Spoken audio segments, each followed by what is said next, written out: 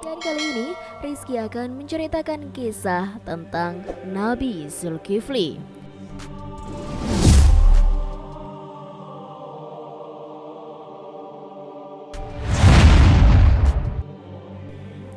Nama Nabi Zulkifli disebutkan hanya 2 kali di dalam Al-Quran, yaitu di dalam surat Sad ayat ke-48. Dan ingatlah akan Ismail, Ilyasa, dan Zulkifli, semuanya termasuk orang-orang yang paling baik. Kemudian di surat Al-Anbiya ayat ke-85. Dan ingatlah kisah Ismail, Idris, dan Zulkifli, semuanya mereka termasuk orang-orang yang sabar. Meskipun Nabi Zulkifli tidak disebutkan secara tegas dalam Al-Quran bahwasanya beliau adalah seorang nabi, tapi karena di kedua ayat tersebut nama Zulkifli disebutkan dengan pujian bersamaan dengan para nabi lainnya, maka para ulama dan sejarawan menyimpulkan bahwasanya Zulkifli juga seorang nabi. Menurut pendapat dari Imam Ibnu Katsir di dalam kitab tafsir Al-Quran Al-Azim, beliau menegaskan bahwa Zulkifli adalah seorang nabi utusan Allah Subhanahu wa taala dengan alasan tidak ada seorang pun yang namanya disebutkan dalam deretan nama nabi-nabi kecuali dia. Dia adalah seorang nabi. Akan tetapi sobat, ada pula beberapa ulama yang menyebutkan bahwasanya Zulkifli bukanlah seorang nabi. Akan tetapi beliau hanyalah seorang yang soleh dan adil. Di antara sekian banyak ulama yang berpendapat demikian adalah Imam Ibnu Jarir At-Tabari Kuzaiman. Zulkifli bukanlah nama sebenarnya, itu adalah seorang julukan atau nama kehormatan yang diberikan untuk seseorang di dalam kitab Ibnu Katsir. Nama asli dari Zulkifli adalah Basyar.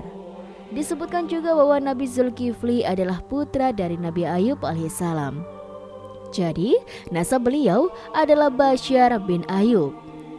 Nasab lengkapnya Basyar bin Ayub bin Amus bin Tawaf bin Rum bin Ais bin Ishak bin Ibrahim al-Halil.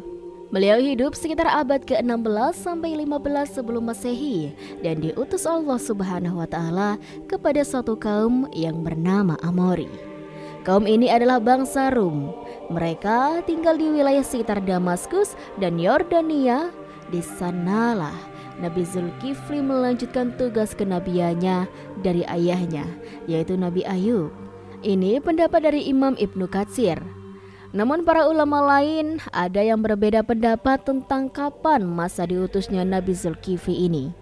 Kalau menurut Islam, Ibnu Jarir At-Tabari, Nabi Zulkifli ini adalah penerus dari Nabi Ilyasa yang hidup sekitaran abad ke-9 Masehi. Namun antara Imam Ibnu Katsir dan Imam Tabari sama-sama menyebutkan bahwasanya Nabi Zulkifli adalah salah seorang raja di negeri Syam. Kisahnya sobat, ada sebuah negeri Syam yang dipimpin oleh seorang raja saleh. Raja ini merupakan salah seorang nabi yang diutus Allah Subhanahu wa taala. Beliau bernama Raja Ilyasa atau Nabi Ilyasa. Ketika itu, Nabi Ilyasa sudah sangat tua dan beliau tidak memiliki anak laki-laki sebagai penerusnya. Maka ketika itu Nabi atau Raja Ilyasa ini mengumpulkan rakyatnya di suatu tempat. Kemudian Nabi Ilyasa berkata, "Wahai kaumku, saat ini aku sudah sangat tua dan tidak memiliki pengganti di kerajaan ini. Aku akan menunjuk salah seorang di antara kalian untuk menjadi penggantiku selagi aku masih hidup. Agar aku bisa tahu siapa yang mau menerima 3 hal dariku, maka aku akan tunjuk dia sebagai penggantiku. Yang pertama, selalu berpuasa di siang hari. Yang kedua, selalu sholat pada malam hari. Dan yang ketiga, dia tidak pernah marah seumur hidupnya. Siapakah dari kalian?" Ketika itu tak ada seorang pun yang tunjuk tangan karena dinilai tugas dari Nabi Ilyasa itu terlalu berat. Makanya orang-orang dari kaumnya dirasa tak sanggup melakukannya. Mereka pun saling tatap-tatapan satu sama lain, berharap salah seorang di antara mereka ada yang tunjuk tangan. Tapi ditunggu beberapa lama, rupanya tak satu orang pun yang mau. Ketika itu barisan belakang ada yang menyahut, "Saya wahai Nabiullah." Suara itu berasal dari seorang laki-laki yang usianya masih sangat muda. Pemuda itu bernama Basyar. Kemudian Nabi Ilyas berkata, "Wahai anakku, engkau masih sangat muda. Tugas ini sangatlah berat untukmu." Nabi Ilyas pun menolak anak ini karena dirasa dia masih sangat muda dan terlihat masih sedikit punya pengalaman. Keesokan harinya di tempat yang sama dan dengan orang-orang yang sama, Nabi Ilyas berseru hal yang sama kepada kaumnya. Tapi tetap saja sobat, ketika itu tak ada yang mau menerima tawaran tersebut, kecuali pemuda yang bernama Basyar. Dia mengacungkan tangannya lagi. Nabi Ilyas pun menolaknya dengan alasan yang sama. Sampailah pada hari ketiga, Nabi Ilyas berseru hal yang sama dan beliau berharap kali ini bukan hanya Basyar saja. Tapi ternyata seperti kemarin hanya Basyarlah yang tunjuk tangan dan menyanggupi segala persyaratan tersebut. Alasan detail Nabi Ilyas menolak adalah karena selain dia harus menjadi raja yang menjamin kesejahteraan semua kaumnya, dia juga harus menjadi hakim yang adil, yang bisa berlaku bijaksana dalam memutuskan segala permasalahan kaumnya. Karena Basyar ini masih sangat muda, Nabi Ilyas khawatir dia tidak bisa berlaku adil dan bijaksana. Akhirnya, karena sudah 3 kali tidak ada yang mau, Nabi Ilyas pun mengangkat Basyar menjadi raja sekaligus hakim. Tapi kegiatan yang dilakukan Basyar tetap dipantau oleh Nabi Ilyas.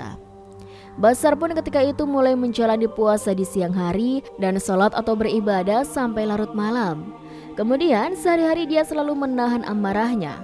Nabi Ilyas kagum dengan pemuda ini. Tak disangka-sangka dia sanggup menjalani persyaratan itu. Dia pun luar biasa bijak dalam menyelesaikan segala masalah di dalam kaumnya.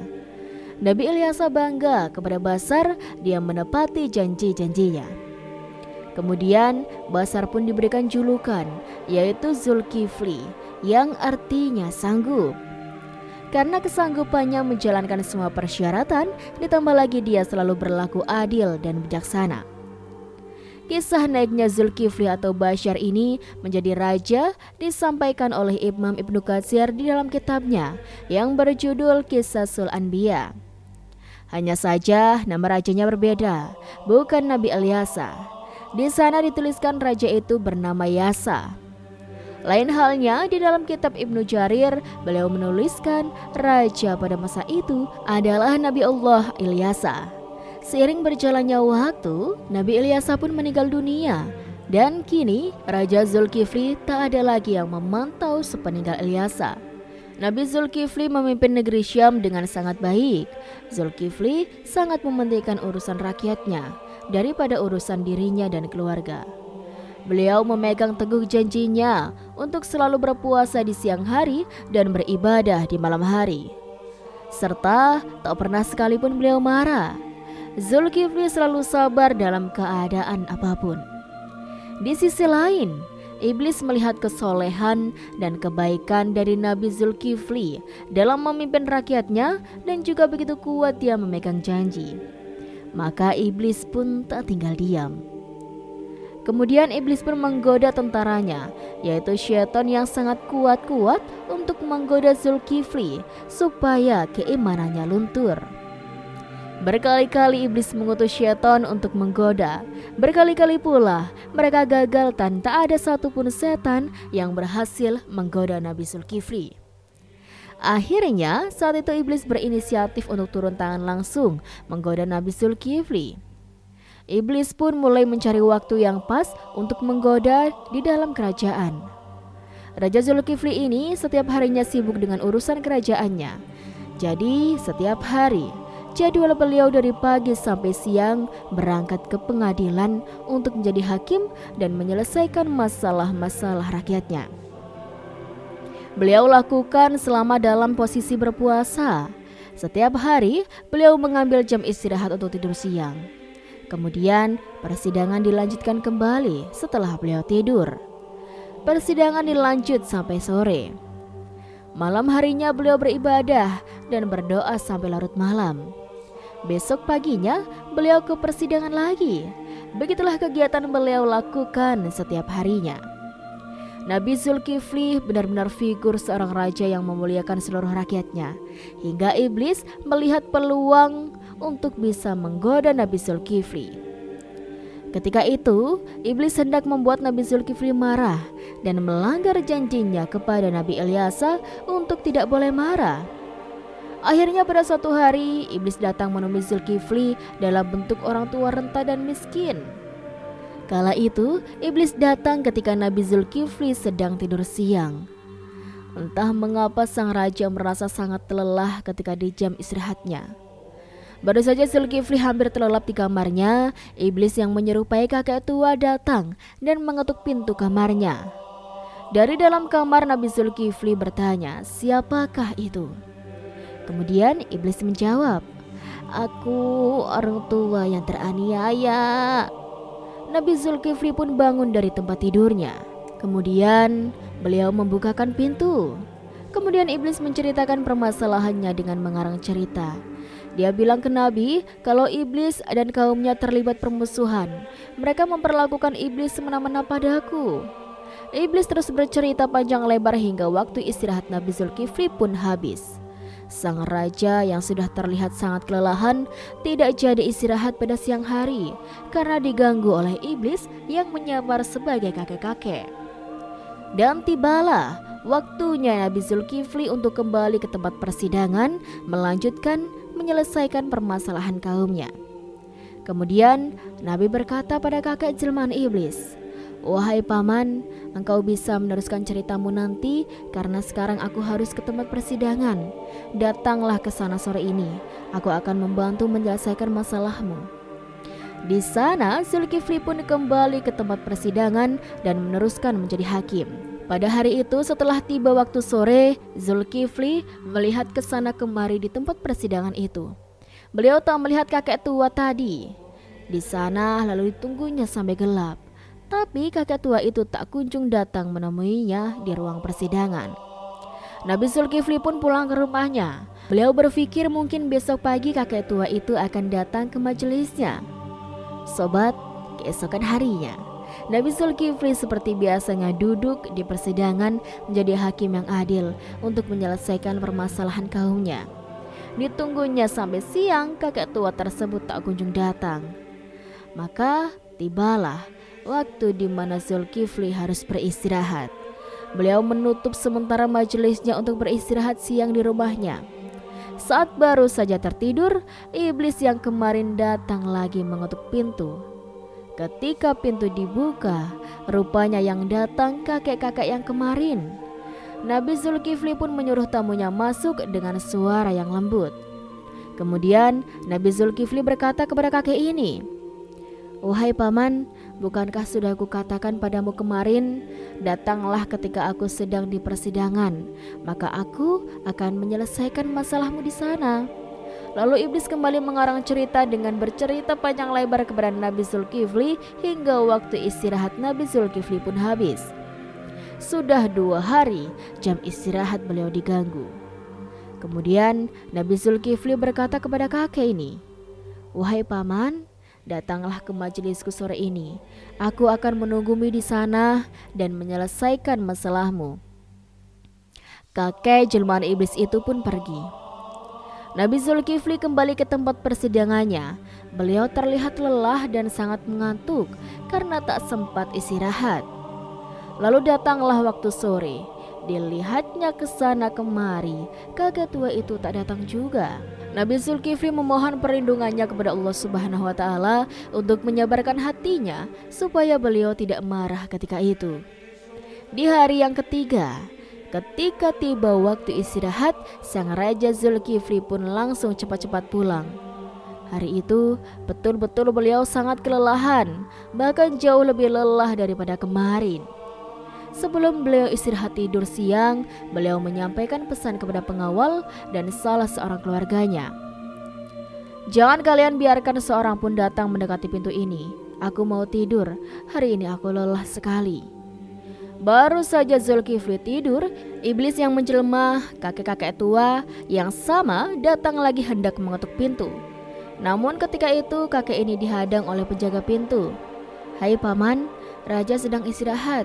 Beliau tak ingin diganggu. Kemudian kakek itu berkata, "Aku sudah memiliki janji kepada sang raja untuk datang pada hari ini." Tapi penjaga pintu tetap melarangnya dan menyuruh kakek itu untuk menunggu waktu istirahat sang raja selesai. Iblis pun tak bisa berbuat apa-apa. Dia pun pergi dan dia melihat ada sebuah lubang di atas kamar sang raja. Kemudian dia memanjat dan masuk ke dalam kamarnya. Iblis melihat Nabi Zulkifli sedang tertidur.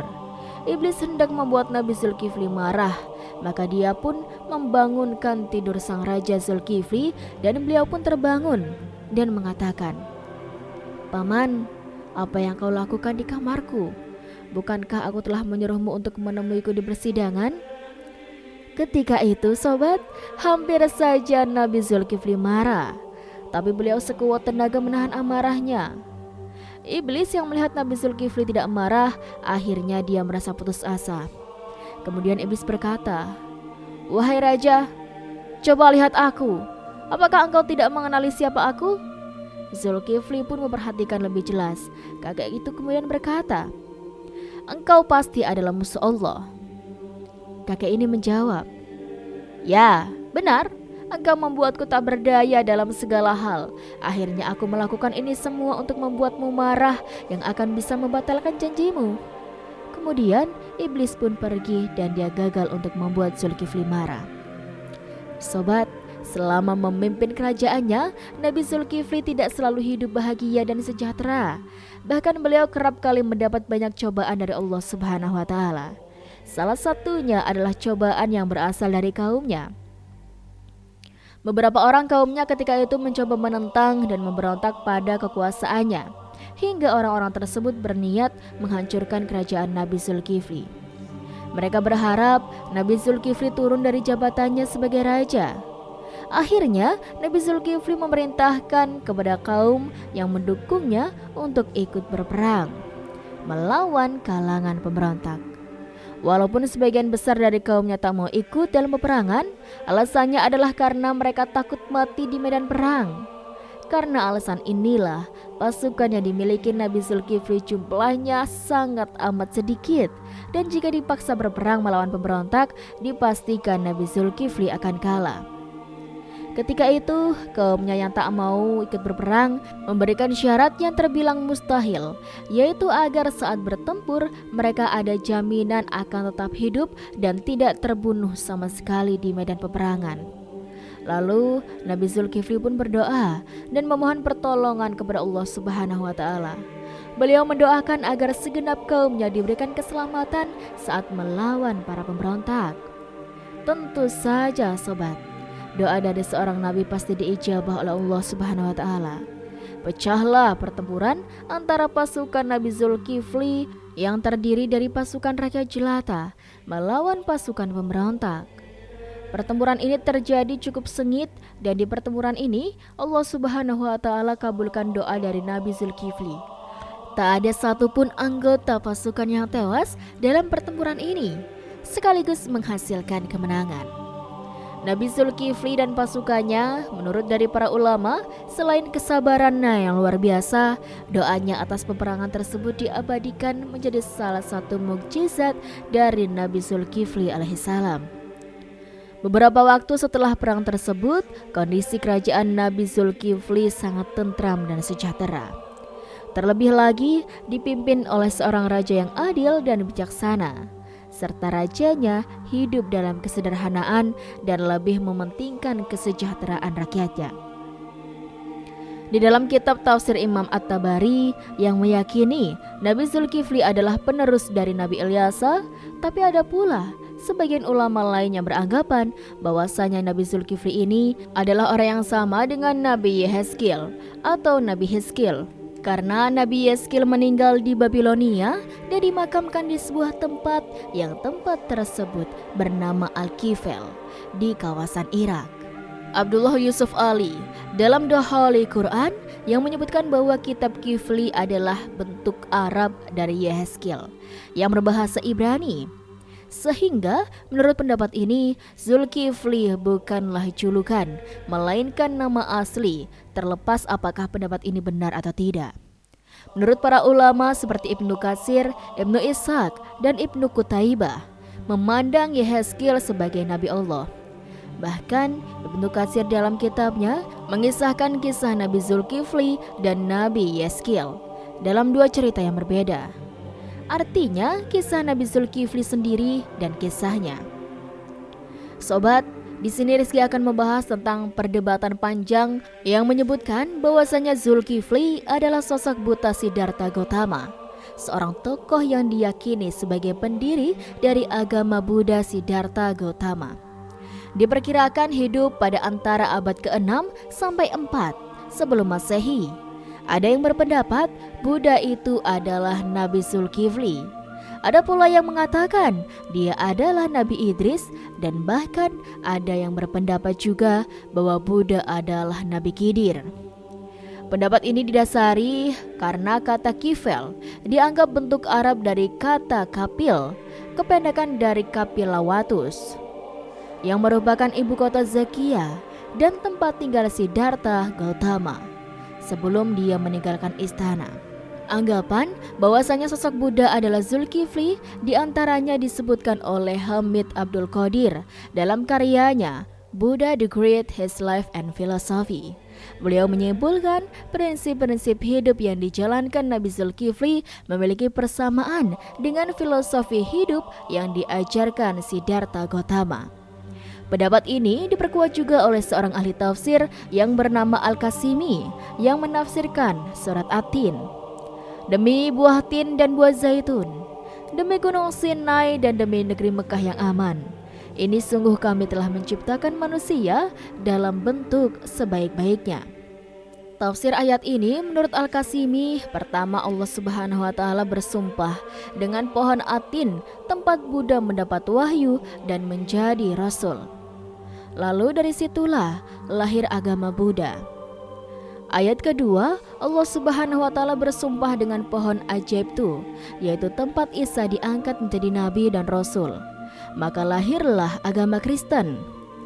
Tafsir ayat ketiga, Allah Subhanahu wa taala bersumpah dengan Bukit Sinai, tempat Nabi Musa mendapat mandat dari Allah Subhanahu wa taala untuk menyelamatkan Bani Israel. Lalu lahirlah agama Yahudi. Tafsir ayat keempat, Allah Subhanahu wa taala bersumpah dengan negeri yang aman, Al-Balad Al-Amin, yaitu kota Mekah, tempat Nabi Muhammad SAW mendapatkan wahyu. Maka lahirlah di sana agama Islam. Dalam tafsir tersebut timbul sebuah pertanyaan, kenapa Buddha dan Kristen disebut lebih awal sementara Yahudi dan Islam disebut paling akhir? Ibnu Taimiyah mengatakan bahwa penyebutan agama Buddha paling awal dilihat dari jauhnya agama ini dari kebenaran, kemudian disusul agama Kristen dan Yahudi yang lebih mendekati kebenaran. Sedangkan Islam disebut di sana paling terakhir karena kesempurnaan dan kebenarannya itu sendiri perlu diketahui.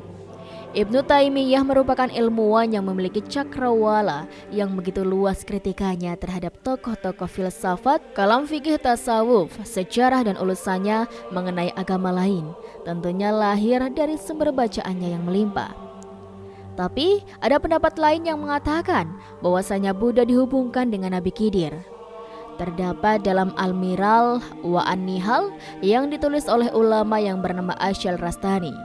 Beliau mengatakan jika memang ajaran-ajaran yang mereka jelaskan ini benar-benar sosok budaya, tentunya mirip sekali dengan Nabi Allah Khidir alaihissalam dalam keyakinan orang Islam.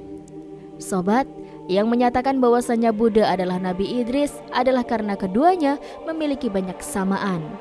Yang pertama, seorang biksu harus memakai jubah yang dibuat sesuai ketentuan peraturan dari kebiksuan yang harus ditaati oleh semua biksu. Hal ini menjadi dasar bahwasanya Siddhartha telah merancang sendiri busana kebiksuan yang akan dipergunakan nanti di pertapaannya. Kisah Anuruddha Taradama menjelaskan bahwa menjahit memang salah satu keahlian para biksu. Dalam kitab Musdarok Al-Hakim dari Ibnu Abbas berkata, Daud adalah seorang pembuat perisai, Adam adalah seorang petani, Nuh adalah seorang tukang kayu, Idris adalah seorang penjahit, dan Musa adalah pengembala. Siddhartha Gautama adalah seorang pangeran, putra dari Raja Sudodana. Pada saat usia 7 tahun, Pangeran Siddhartha mempunyai 3 kolam bunga teratai, yaitu kolam bunga teratai berwarna biru atau upala, kolam bunga teratai berwarna merah atau paduma, dan kolam bunga teratai berwarna putih ataupun dari kata asidar atau sidrah atau sidar atau idris.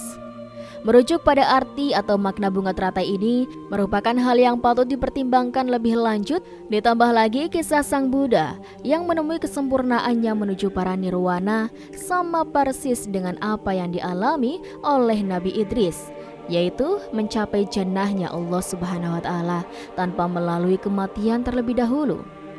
Pada suatu malam, Pangeran Siddhartha memutuskan untuk meninggalkan istananya.